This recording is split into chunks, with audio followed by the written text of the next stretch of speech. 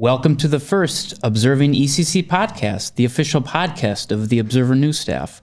Learn more about the Observer and see our work at elginobserver.com. My name is Nick Obradovich, advisor of the Observer.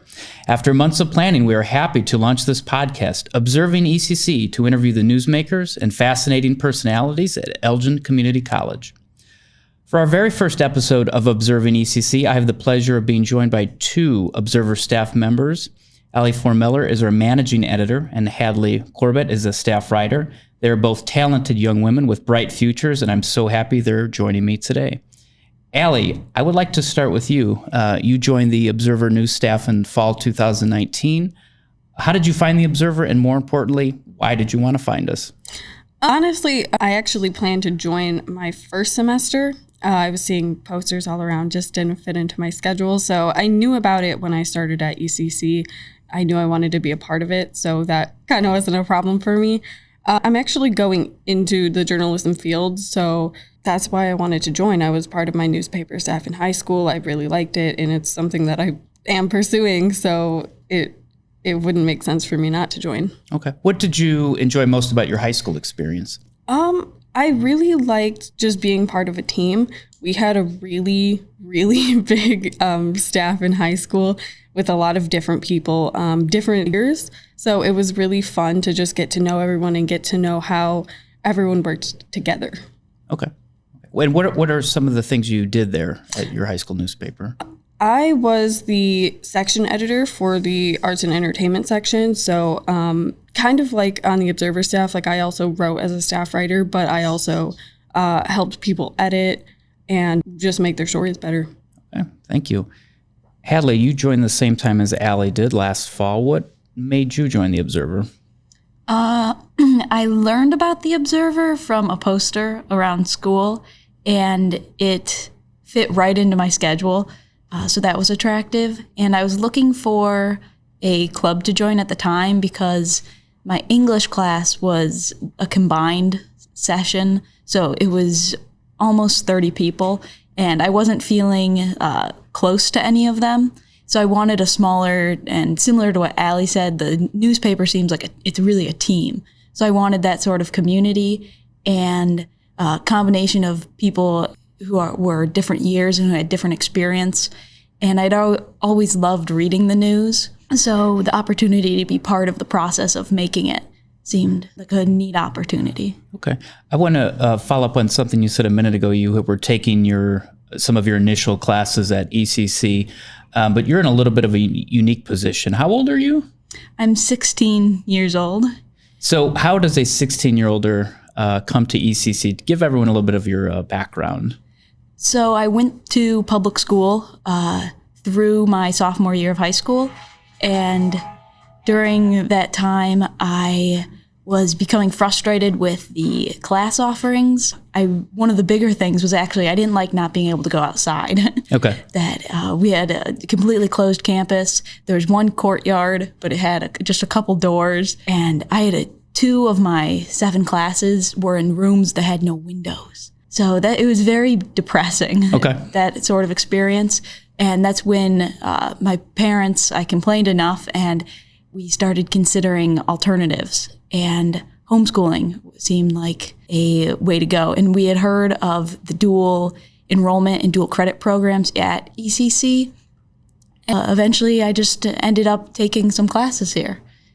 Okay, very good. And what high school were you at? I was at St. Charles East. St. Charles East, okay. Mm-hmm.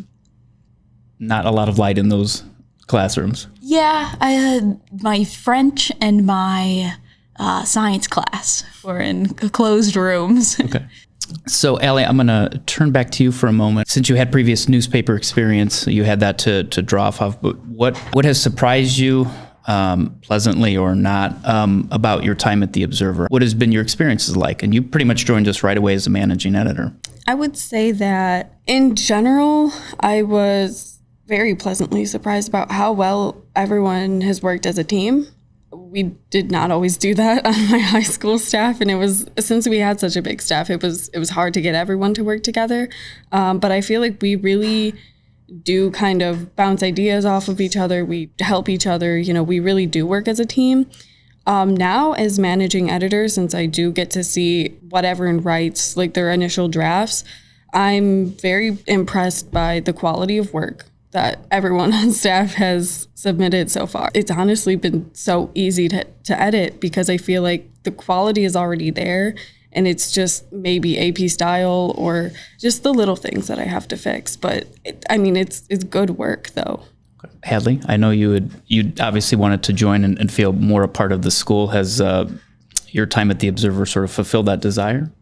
Definitely. Just my first story was on the Elgin Community College food pantry that we have here. Right. And I immediately realized how interconnected everything in not just within the school, but within Elgin was to the campus. The first interview I did was with a gardener off campus at the Sherman Hospital. And she worked with the students at ECC, and students came out to her and helped garden.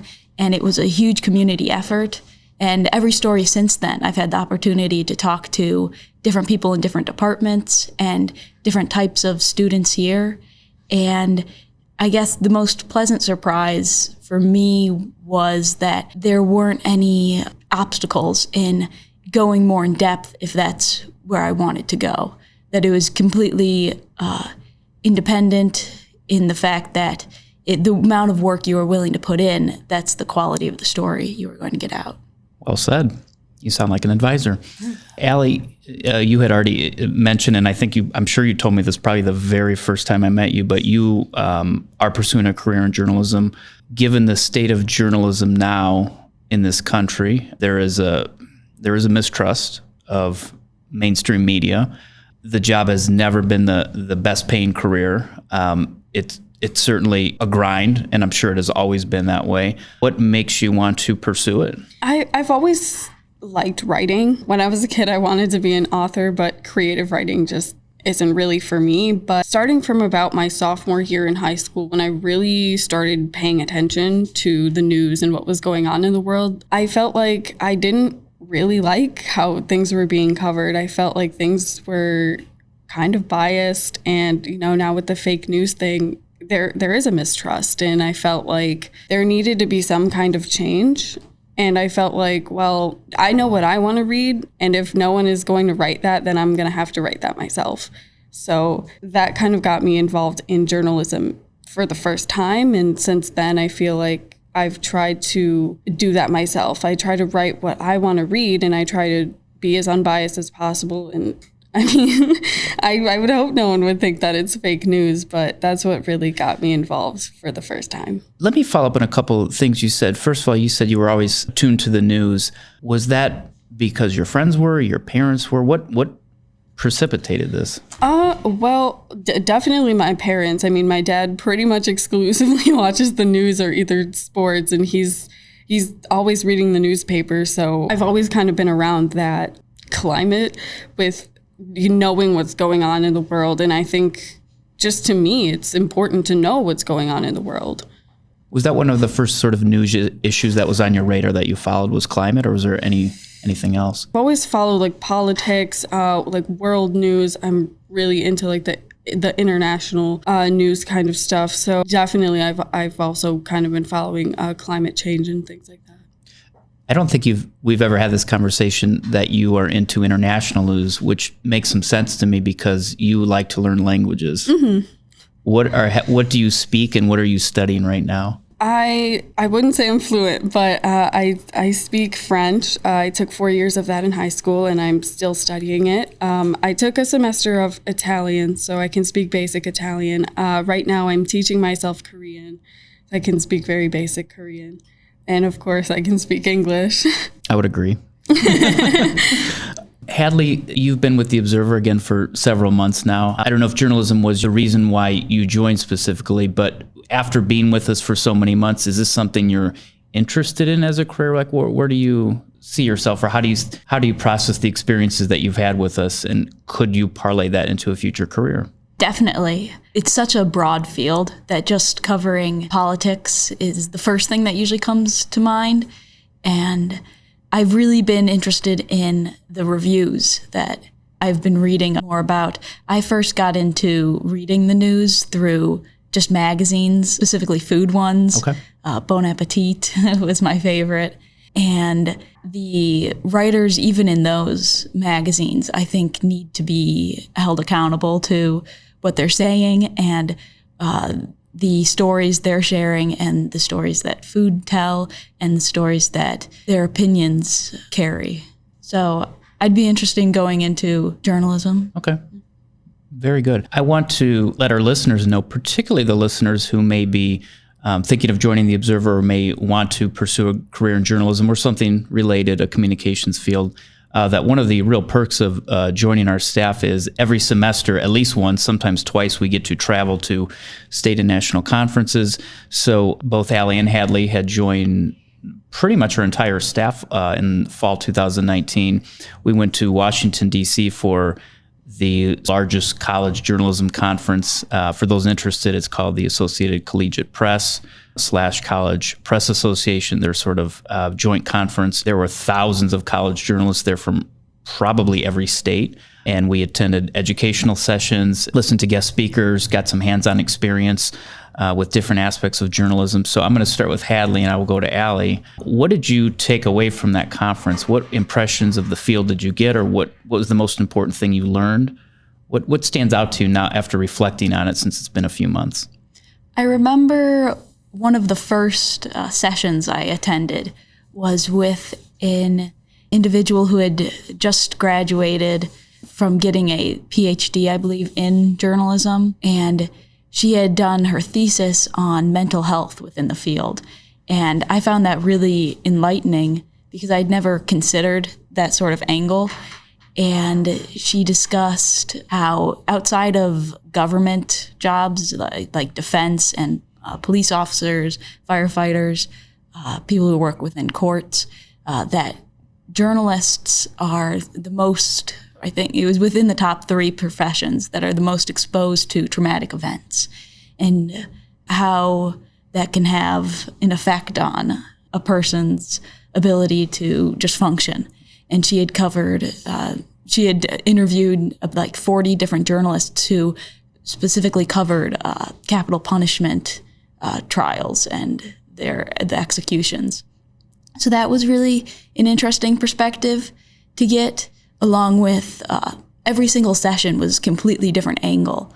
I went to one that was a food critic, and she talked all about the different rules that are kind of accepted within the industry that you wouldn't think about when you go on just like Yelp and you read a review. But she says when you're writing for these accredited papers that you have to make sure that when you go to a restaurant, they don't know that you're reviewing them and that you don't receive any free food because that can affect your opinion of the food. I remember the third one. I think these were all just on the first day. It was someone who talked about the admissions scandals for colleges. Right. He made it very clear that these student press on campus are really important because they're often at the front lines of stories that go national. Okay. Allie, what stood out to you about the trip?